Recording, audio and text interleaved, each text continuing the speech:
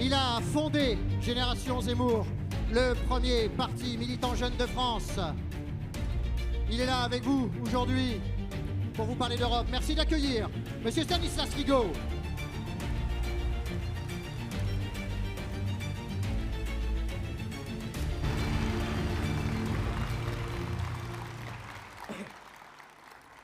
Merci à tous, merci pour votre accueil chaleureux. On passe beaucoup de temps à dire que dans le Nord, les températures sont un peu plus fraîches et qu'il pleut souvent, mais vous êtes bien plus chaud que dans beaucoup d'endroits du pays. Et pour ça, merci d'être là.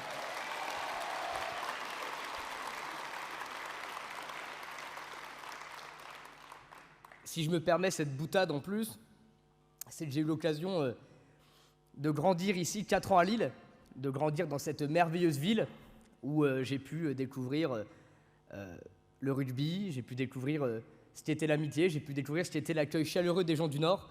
Et vous savez, quand nous y étions à l'époque, le film Bienvenue chez Ch'ti venait de sortir, et avec cette fameuse phrase qui dit « Quand on arrive dans le Nord, on a envie de pleurer, et quand on part, on pleure aussi ».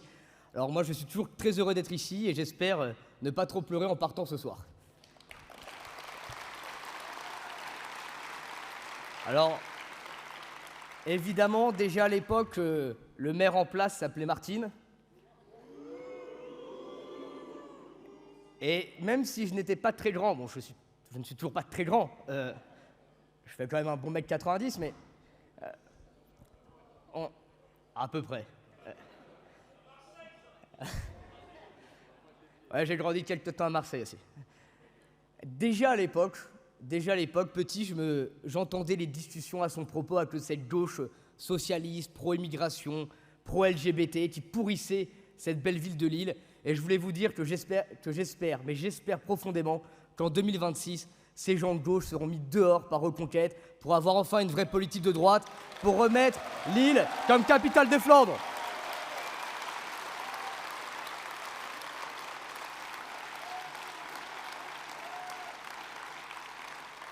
Évidemment, merci avant de commencer un discours un peu plus politique sur les européennes. Merci à toutes les équipes qui ont permis l'organisation de ce beau meeting, de ce beau rassemblement de patriotes, de gens de droite sincères.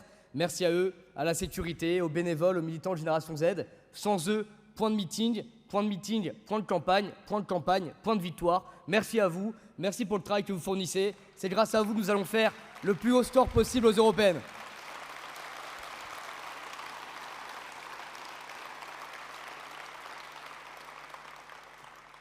Il reste moins de 45 jours pour cette campagne européenne.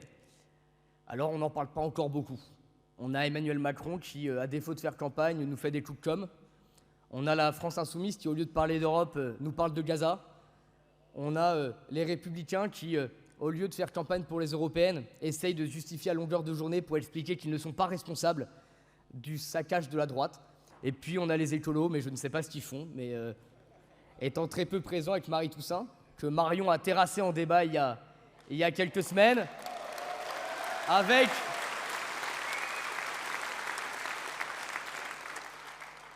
Marie Toussaint terrassée par Marion et qui, le lendemain, a affronté Valérie Hayé. Vous savez, c'est la tête de liste de la majorité qui était à Lille il y a quelques semaines.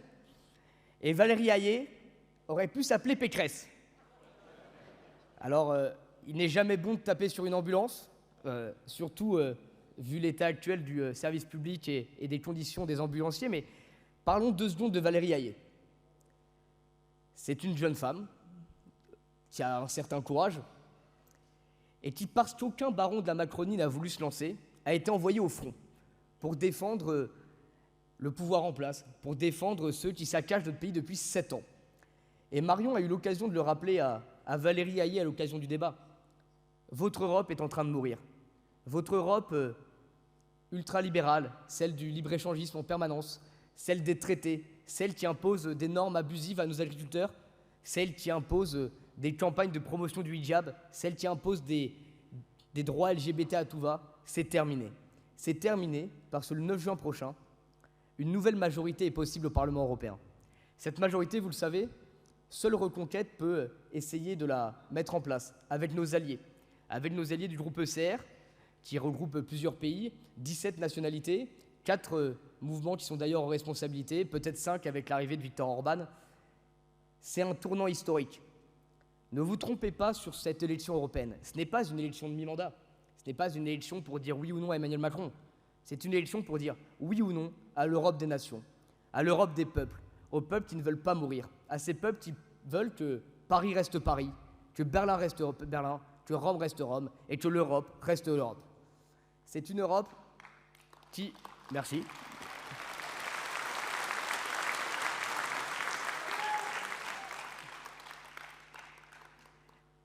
Alors je vois pas très bien à cause des lumières, mais je vois mon colocataire qui se moque de moi tout en haut. Mais je crois qu'il est pour Madame von der Leyen, lui, c'est pour ça que... Et cette occasion, on ne doit pas la louper. Pourquoi? Parce qu'à droite, il y a deux autres partis. Il y a le Rassemblement national, qui d'ailleurs ne se présente plus comme de droite, qui est isolé au Parlement européen. C'est un parti qui siège avec le groupe Identité Démocratie, qui ne pèse pas grand-chose, pour ne pas dire qui ne pèse rien, au sein du Parlement européen. Et puis de l'autre côté, on a la liste de M. Bellamy. Alors M. Bellamy, on l'apprécie, il est sympathique, il est gentil, il n'a pas l'air trop bête. Mais François-Xavier Bellamy, derrière lui, il n'y a que des centristes. Derrière lui, on a le président de la région des Hauts-de-France, Xavier Bertrand. Et Xavier Bertrand, pardon, mais ce n'est pas spécialement ma tasse de thé. Ceux qui passent leur vie à faire des barrages comme des castors, ce n'est pas spécialement ma tasse de thé. Mais surtout, au sein du Parlement européen, il siège avec le groupe du PPE. Et le PPE, c'est le mouvement qui soutient Madame von der Leyen. Et si vous voulez que Madame von der Leyen disparaisse de la présidence, il faut envoyer des députés Reconquête. Parce que les députés Reconquête, que ce soit avec Nicolas Bay, Marion Maréchal, Sarah Knafo, Guillaume Pelletier, on n'en voudra pas. Et il faut bien le faire comprendre à tous les gens que vous croisez pour les 45 prochains jours. Leur expliquer que ces élections européennes, elles ont une utilité. Non pas, comme le dit Jordan Bardella, pour dissoudre l'Assemblée nationale. Vous savez, il le disait déjà en 2019. En 2019, Marine Le Pen et Jordan Bardella expliquaient que si demain ils gagnaient les européennes, Macron devrait dissoudre l'Assemblée nationale. Pour quel résultat? Macron réélu en 2022. C'est ça la réalité politique aujourd'hui. Gagner des élections européennes, ce n'est pas la garantie de gagner une élection présidentielle. En revanche, gagner les européennes en 2024, le 9 juin prochain, c'est la garantie de sortir von der Leyen, sortir ceux qui détruisent l'Europe depuis des années. Nous avons une chance historique. Cette chance, c'est que nous avons Marion, c'est que nous avons Éric, et nous avons un parti solide qui défendra les Européens et les Français au Parlement européen.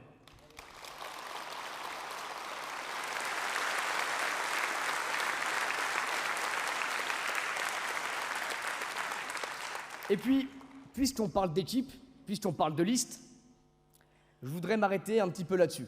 Évidemment, vous connaissez le président du parti qui nous rejoindra dans quelques instants, Éric Zemmour.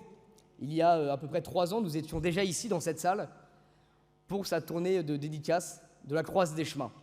Et il y a 3 ans, nous créions Génération Zemmour. Nous avons créé Reconquête. Et il y a 3 ans, ici, peut-être que vous étiez déjà présents, nous nous sommes fait une remarque. Il y a 3 grands mots MA8 dans ce pays. Ces mots, grand déclassement, grand endoctrinement et grand remplacement. Ces mots sont catastrophiques pour notre pays. Mais les solutions pour nous en sortir sont extrêmement simples. Et à l'époque, Éric Zemmour a proposé des solutions concrètes pour nous sortir de ce marasme. Ces solutions, elles sont toujours d'actualité. Ces solutions, elles sont toujours là pour sortir les Français de cette situation catastrophique. Et c'est la question qu'il faut poser aux gens qui hésitent aujourd'hui à voter pour notre liste. La situation a-t-elle changé depuis la réélection d'Emmanuel Macron? La situation s'est-elle améliorée? Non. La situation s'est même empirée. En revanche, les solutions qu'Éric Zemmour proposait à l'époque, elles, sont toujours d'actualité. Et c'est la raison pour laquelle Éric Zemmour continuera le combat, quoi qu'il arrive, aux côtés de Marion et à vos côtés.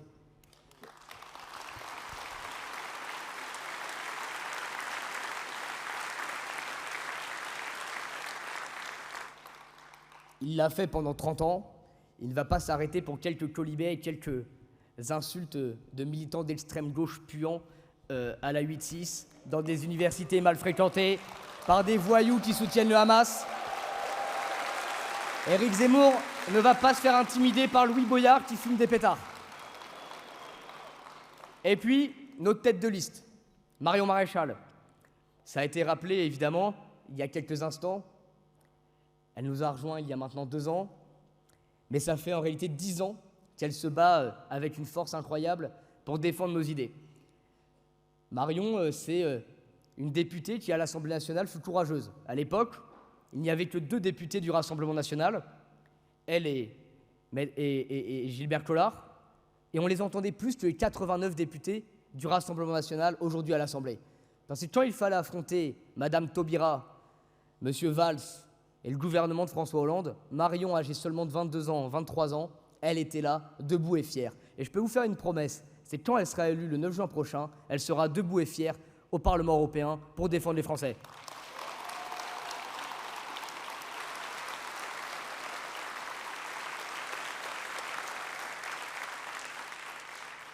Et puis, nous avons Guillaume Pelletier et Nicolas Bay, 2 hommes politiques d'expérience qui, depuis des années, se battent pour la même chose, la défense de notre civilisation, qui se battent contre l'islamisation du pays, qui se battent pour défendre nos libertés économiques, qui se battent pour défendre l'école, une école où on enseigne de nouveau les fondamentaux, où on n'explique pas aux gamins s'ils veulent décider d'être une fille, d'être un tracteur, d'être une cornemuse.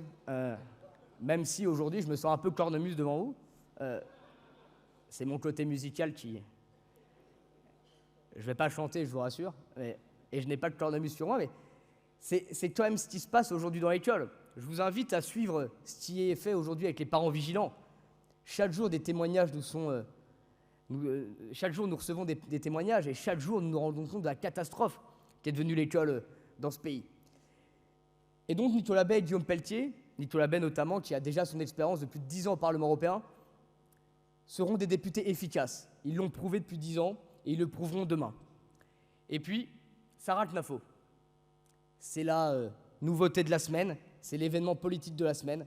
Sarah Knafo a décidé, à la demande de Marion Maréchal et d'Éric Zemmour, d'être sur la liste de Reconquête. A décidé de s'engager dans la bataille publique pour accompagner cette équipe formidable.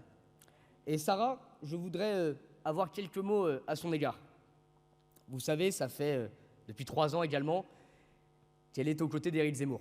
Ça fait 3 ans qu'elle mène bataille dans les coulisses, dans l'ombre, face aux journalistes qui la traquent depuis 3 ans. Ça fait 3 ans qu'elle organise des événements incroyables, comme Villepinte, comme le Trocadéro. Ça fait des années qu'elle accompagne Éric Zemmour de débat en débat, d'aventure politique en aventure politique. Et aujourd'hui, Sarah a pris la décision de s'engager, elle aussi, pour aller combattre publiquement. Et demain, elle aura l'occasion, face à Benjamin Duhamel, l'excellent journaliste de BFM, de prouver ce qu'elle vaut et de prouver ce qu'elle va apporter à cette liste. Parce que des profils comme Sarah Knafo, aujourd'hui en politique, il n'y en a pas beaucoup. Vous savez, nous, notre 3e de liste, c'est Sarah Knafo. Au Rassemblement national, c'est Malika Sorel. Et je vous assure qu'entre Malika Sorel et Sarah Knafo, le choix est rapidement fait. Sarah Knafo, elle n'a pas besoin de s'inventer une vie pour être crédible. Sarah Knafo, elle n'a pas besoin de s'inventer une proximité avec telle ou telle personnalité pour exister politiquement. Sarah Knafo, quand Éric Zemmour parle des prénoms, elle ne va pas pleurnicher en expliquant que c'est méchant. Et je crois que c'est la différence fondamentale aujourd'hui que nous avons avec d'autres partis. C'est que nous avons des gens compétents et travailleurs. Parce que l'image qui est trop souvent accolée au Parlement européen, c'est cette image de légèreté, de manque de travail, où on a l'impression que les députés ne fichent rien. Mais au Parlement européen, les députés ont du pouvoir. Au Parlement européen, les députés peuvent travailler. Et je crois que Nicolas Bay, depuis 10 ans, le prouve. Ce soir encore, Nicolas Bay sera en Roumanie pour rencontrer nos alliés, pour discuter, pour travailler, pour proposer. Mais certains députés ont décidé de voir Bruxelles comme une destination de vacances. Alors, personnellement, je n'irai pas en vacances à Bruxelles, mais chacun, après tout, a les goûts qu'il souhaite. Et Sarah Knafo qui s'engage, c'est ce symbole-là. C'est ce symbole du travail, de la méritocratie et du talent à l'état pur. et qui va vous défendre dans les prochaines semaines avec une force incroyable.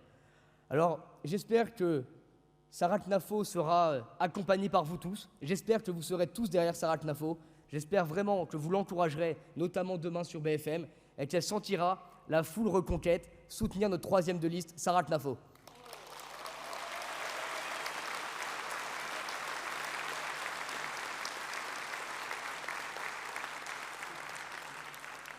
Parce que dans les moins de 45 jours qui nous restent, nous allons avoir besoin de tout le monde. C'est une élection qui se joue à la proportionnelle, qui n'a pas de second tour, et où chaque voix compte. Aux dernières élections, 50% de participation, ce qui fait que votre voix compte double, ce qui fait que votre voix a une importance capitale. Mais au-delà de votre voix, il y a celle de vos amis, il y a celle de votre entourage que vous devez aller chercher. Vous avez le devoir, nous avons le devoir d'aller chercher les voix une par une. Il faudra aller les chercher avec les crocs, parce qu'ils veulent nous enterrer, les autres partis politiques veulent nous enterrer, la classe médiatico-politique veut nous enterrer, et nous devons leur prouver que nous sommes le parti de l'avenir, que nous sommes le parti qui va créer la surprise. Et pour ce faire, il n'y a pas 36 solutions, c'est d'aller convaincre sur les marchés, auprès de vos amis, au travail. Parce que si vous êtes réellement persuadés qu'Éric Zemmour et Marion Maréchal ont raison, qu'une guerre de civilisation est en train de s'installer sur notre sol, si vous pensez réellement que la France est en voie d'islamisation, si vous pensez réellement que la France est en voie de déclassement économique, il n'y a aucune raison de ne pas se battre au quotidien. Moi, je crois profondément depuis 3 ans maintenant, depuis que j'ai rejoint Éric Zemmour, que la France est en danger de mort. Eh bien, la moindre des choses, c'est d'apporter notre pierre à l'édifice. La moindre des choses, dans les années qui nous attendent, c'est de se battre. C'est de se battre politiquement. C'est d'aller convaincre, d'expliquer que le pays est peut-être en train de disparaître. Nous sommes nombreux, très nombreux. Nous sommes le plus grand parti de France. Et ce soir, cette salle remplie le prouve encore. Jamais aucun autre parti politique, lors d'une campagne des européennes, ne remplit autant de salles. Jamais aucun parti, en si peu de temps, a réussi à faire le Trocadéro, a réussi à rassembler plus de 100 000 adhérents dans un parti politique. Mais ces 100 000 adhérents Reconquête, ils ne sont pas là pour faire de la figuration. Ils sont là pour aller chercher les autres Français et leur expliquer qu'il y a des solutions et que ces solutions, elles sont avec Éric Zemmour, Marion Maréchal et chez Reconquête.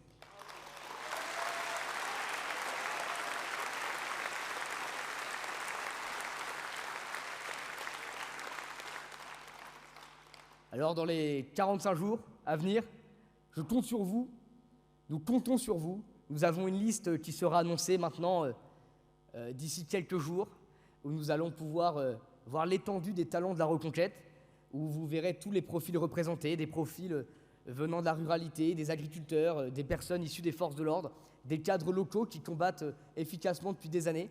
Et vous verrez que le 9 juin prochain, nous allons créer la surprise. Les élections ne sont jamais écrites d'avance et nous allons leur prouver que Reconquête est le parti de la vérité.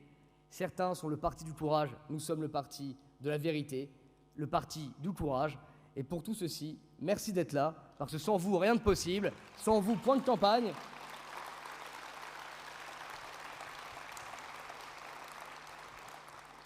Et le 9 juin prochain, nous dirons au revoir à von der Leyen. En 2026, nous dirons au revoir à Anne Hidalgo à Paris, aux amis de Martine Aubry à Lille. Et en 2027, nous dirons au revoir à Emmanuel Macron et nous dirons bonjour Éric Zemmour, merci d'être là, merci de sauver le pays et merci à tous les électeurs qui seront là depuis le début et qui auront combattu avec force. Chers amis, la phrase de Saint Paul est inspirante, l'espérance ne déçoit jamais. Soyons tous pour ces 45 jours une espérance pour la France. Merci à tous, vive Éric Zemmour, vive Marion Maréchal et surtout,